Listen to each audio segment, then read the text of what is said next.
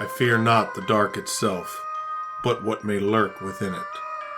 Welcome to Lurk, bringing you creepy, strange, and bone-chilling stories, with your host, Jamie Jackson.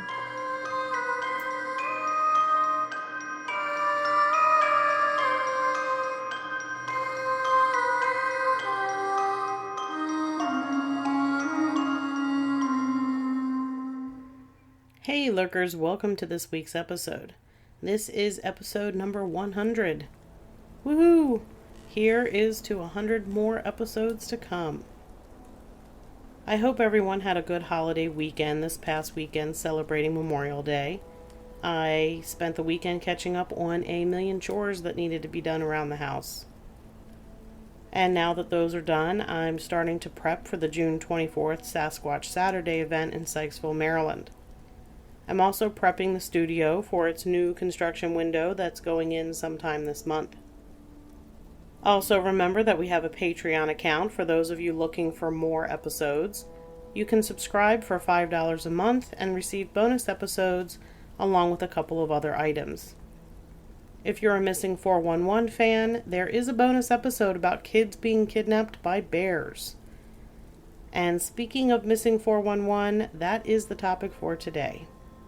We're calling this the Scout Edition. Though this is the second Scout Edition since we covered 2 scouts who went missing in Utah in episode 88. I'm not sure how many we're going to be looking into today. At least 2, and then we'll go from there. The first one up is the disappearance of Guy Heckle on February 3rd, 1973. Guy Heckle was 11 years old and a member of Linn County, Iowa's Boy Scout Troop 101. He and his troop were going on a weekend camping trip at the Kiwanis Cabins along the Cedar River near Toddville, Iowa, the weekend of February 3rd through 4th, 1973. On the evening of February 3rd, Guy was out playing Capture the Flag with members of his troop. Capture the Flag, as defined by Wikipedia, is a traditional outdoor game where 2 teams each have a flag, and the object is to capture the other team's flag, located at the team's base, and bring it safely back to their own base. Enemy players can be tagged by players in their home territory. These players are then, depending on the agreed upon rules, out of the game, members of the opposite team, sent back to their own territory, frozen in place until freed by a member of their own team, or in jail. One variation of the game includes a jail area in addition to the flag on each team's territory. The game is often played at night, where players might use flashlights, glow sticks, or lanterns as the flags. I played all the time with my cousins, and typically in the evening or at night is definitely better. And we did play the jail version, where we had people in jail and you could come in and do a jailbreak and break everybody out. Oh gosh, it was great fun. So the scouts were playing Capture the Flag in the growing darkness, and Guy was in the process of finding a spot to hide his team's flag. And that's when he disappeared. But no one noticed until 8 p.m. at bed check. The scouts and leaders immediately began searching the area, and after finding no sign of Guy after an hour and a half of searching, they finally called in the sheriff's department. This was about 9:30 p.m. Law enforcement arrived and searched until 2:30 a.m. Sunday, February 4th, then resumed again at 7:30 a.m. There were 500 searchers on Sunday. In addition to the 500 persons on foot, a helicopter, airplane, all-terrain vehicle, and horses were employed for the search. Searchers included law enforcement, individual volunteers, citizen band radio clubs, Boy Scouts of America troops, church groups, fire departments, and the Iowa Electric employees. The area has many ravines, gullies, and backwaters, and there was some concern he could have fallen off a drop-off into the river. He'd been wearing a light blue nylon quilted parka, striped multicolored maroon jeans, and boots. On Sunday, February 4th, a searcher found the boy's blue parka, still zipped at the bottom, snagged on a log along the river's east bank. Heckle's mother, Nancy Heckle, identified the coat as her son's. The search was called off once darkness fell and scheduled to resume the following day.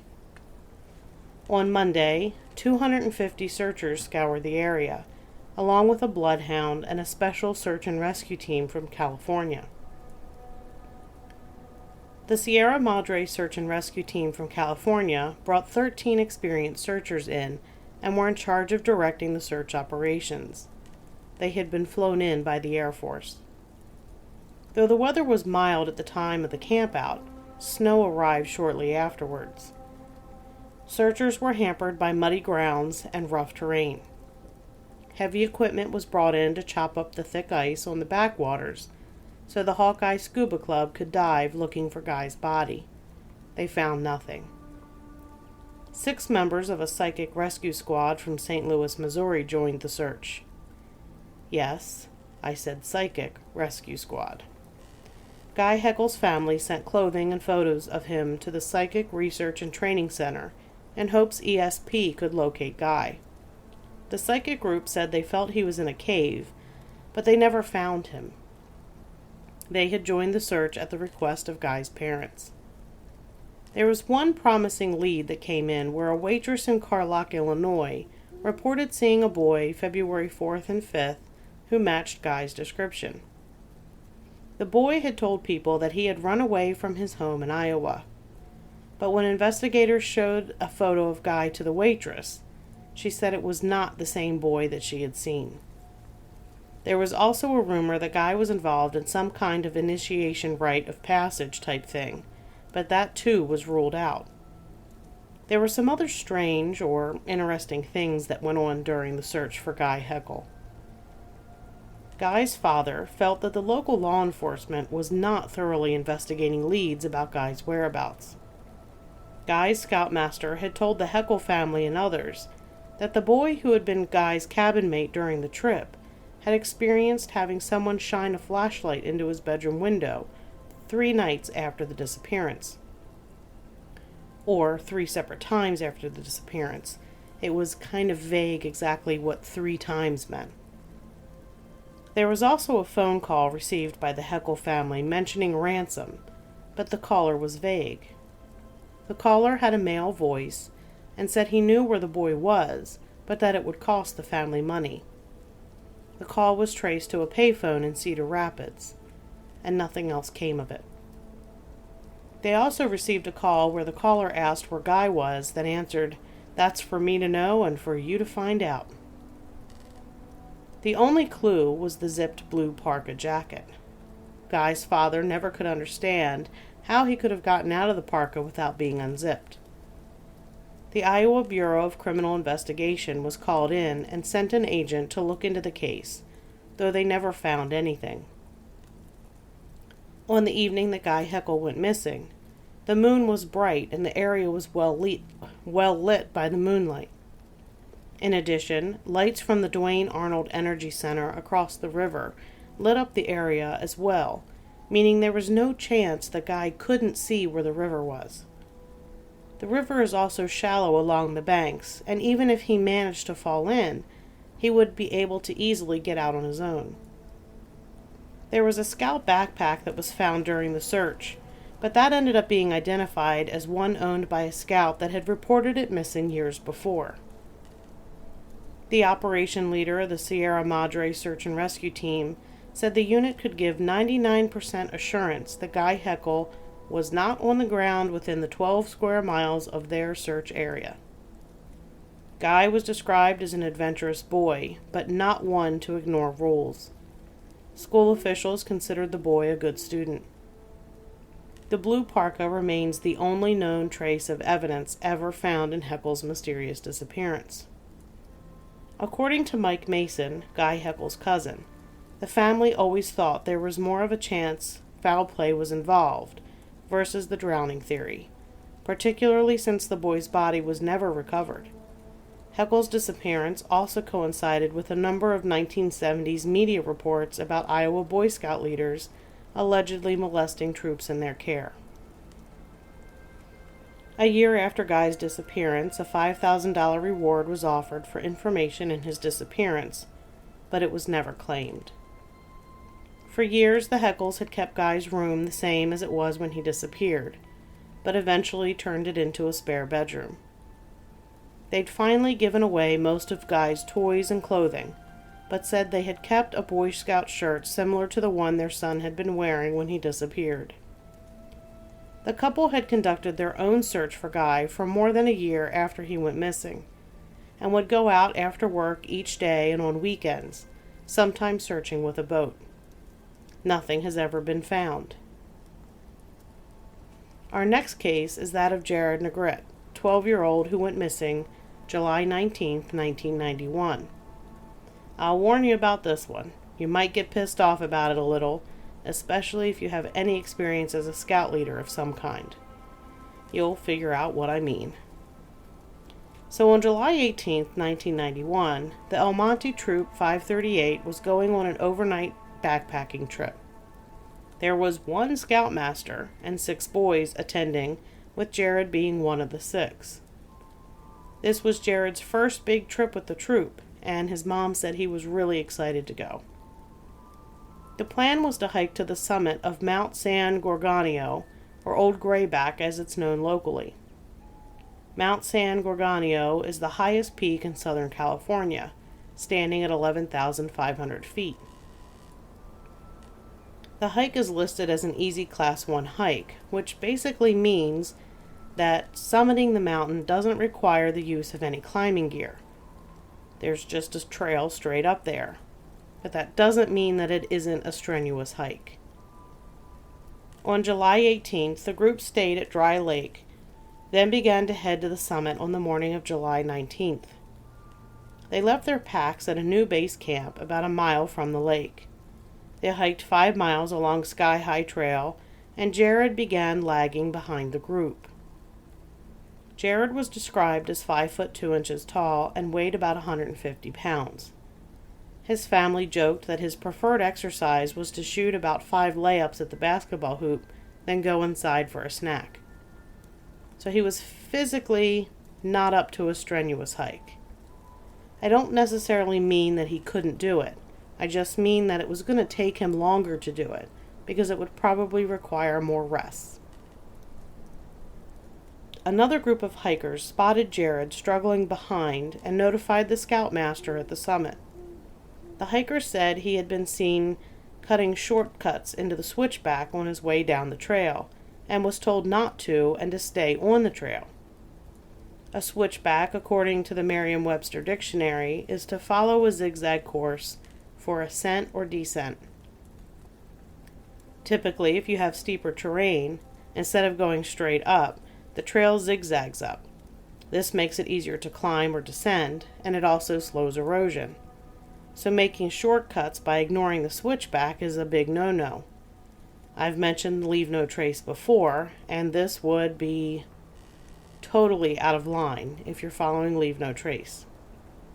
And scouts should have some knowledge of leave no trace.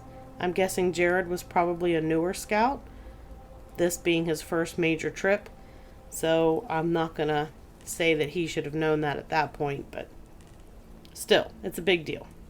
It's also dangerous making shortcuts through switchbacks, especially in this area because the terrain has a lot of loose, slippery rock and gravel. The scoutmaster, who was an experienced hiker, told the hiking group that he would pick up Jared on his way back down. And when he finally was able to descend to get Jared was gone. Another version said that the scoutmaster had told Jared to wait on the trail for them, and they would come back and get him on the way back down, and left him there alone. As soon as the leader discovered Jared was missing, he accompanied the other scouts back to the base camp, then hiked 5 miles in the dark to get help. More than 2,000 searchers were involved in looking for Jared in a 130 square mile area. The searchers included 40 search and rescue teams from 6 counties who put in a total of 40,000 hours of searching. Helicopters, ATVs, dog tracking units, and infrared technology were all used. The search lasted 16 days and cost $500,000. During the search, a number of things were found. They did find footprints that matched the footprint of Jared's shoe, and used that to help pinpoint a search area.